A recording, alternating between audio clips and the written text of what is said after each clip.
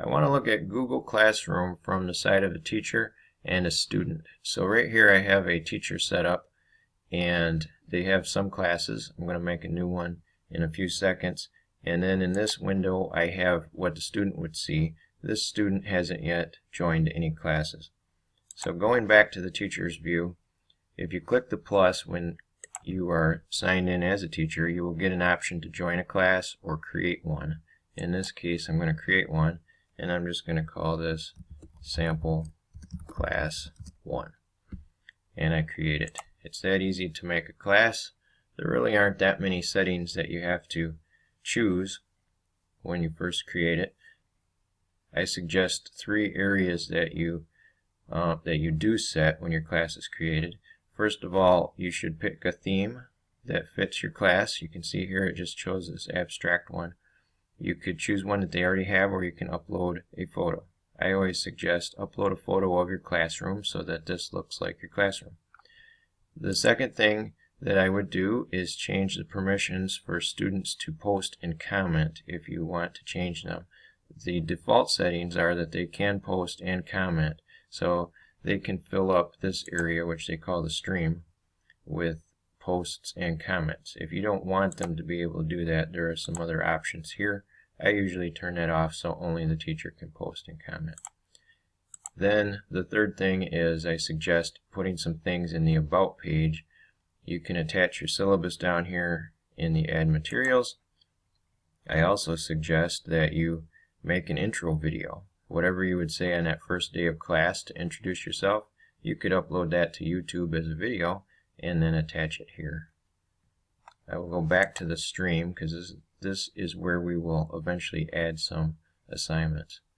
Now you can see here there is a class code for the student to add your class. Normally you would show this to the class when they have computers, and then they would use that code to join your class. So I'm going to do that from the student side so you can see that. If I click the plus for a student, you notice they only have one option, which is to join a class, and it's asking for the code. So I'm going to type that in exactly as it was and then click join. That's the easiest way to get students in, I think.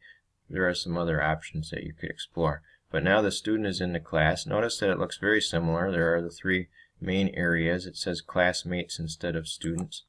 There are no other students in the class. And then the About page is where they could see those things that you uploaded. This folder will take them to Drive, to the Google Drive folder associated with this class. Usually you don't have to do that because Classroom does all that managing for you.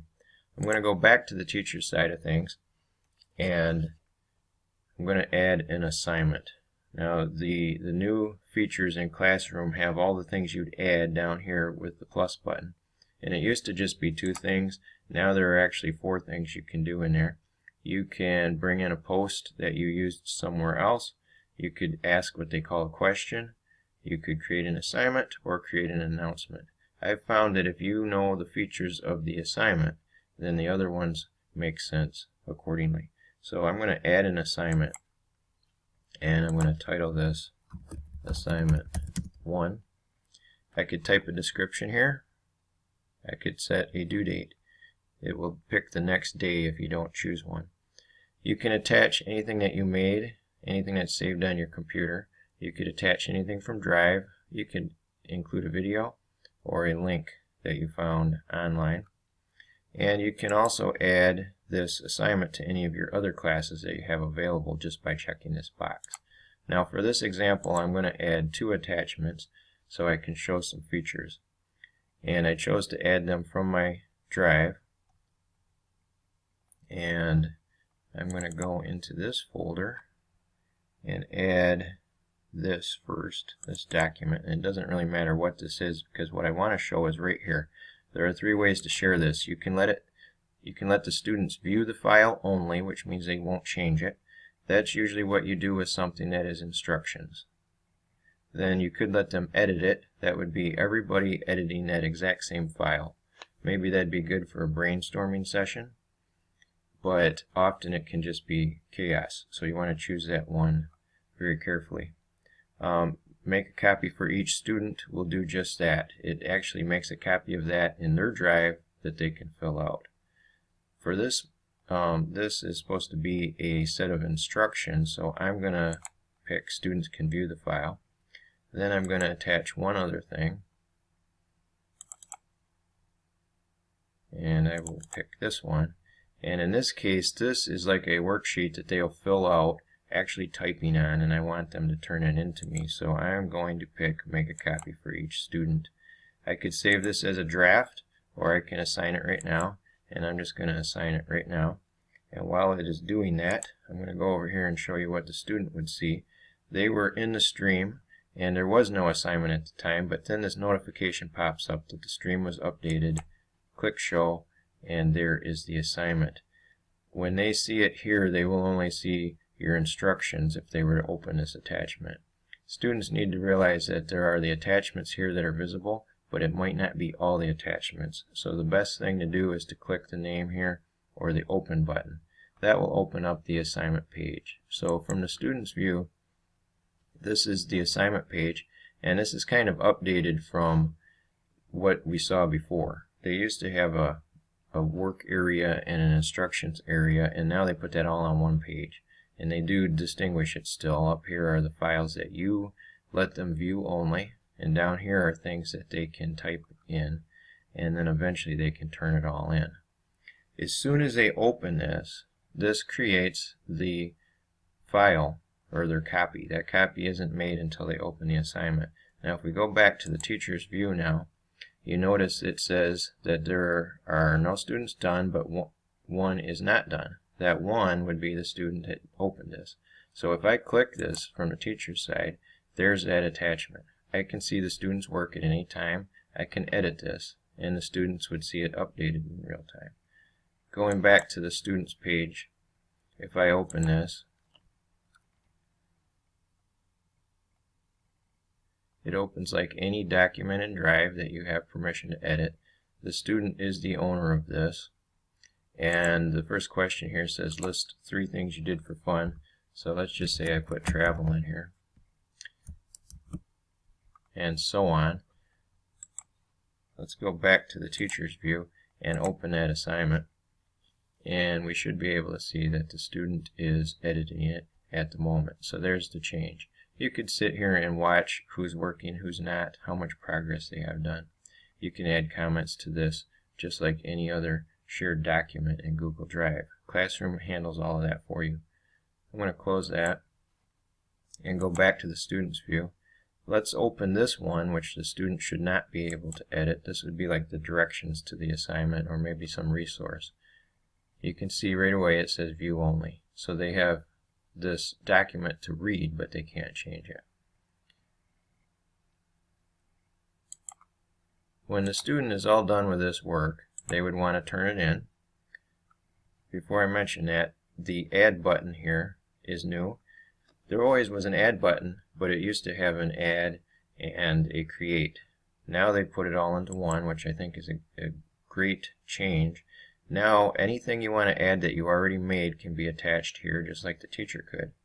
And then if they need to make something new, they can create the main types of Google documents right here: docs, slides, sheets, and drawings. So if the directions told them to create a new document, they would do it here with the add button. When they're all done, they can turn this in. If you click turn in, it will prompt you and say, and just make sure that you are ready to turn it in. And at that point, they don't have edit rights anymore. Now the teacher can edit it, but they can't. They could unsubmit it, just so you know. They could pull it back and then make changes, but once it's in that turned in state, they can't edit it. The teacher now sees that one is done and none are not done. If you were to click this, it would show the attachments of all students who are done. Click that one and it'll show the attachments of all the students who are not done, if there are any.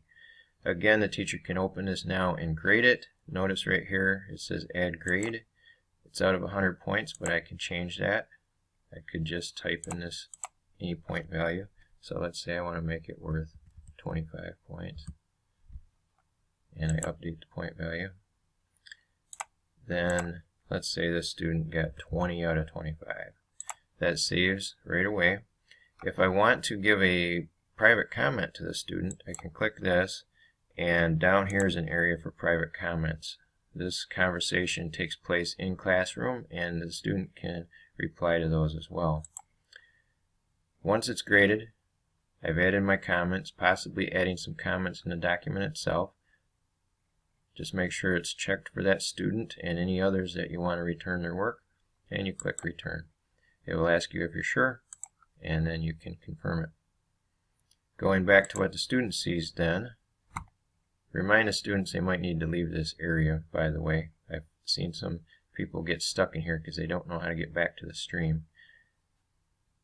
It did update, as you could see. It showed the grade, but I want you to see it from this side, that it does show that it's returned now. And so when you open it and you go in, you can see what the grade was, and you would see any private comments down here. You can open the document to see what the teacher might have marked on there. Now going back to the teacher's view, the only other thing that I'd want to talk about right now in the stream would be the other things that you can add.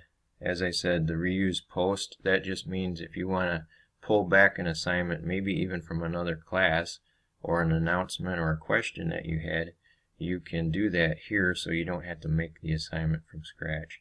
A question is sort of like a one-shot assignment, one question only, where the students could be graded on it, or you might choose to not let them be graded on it.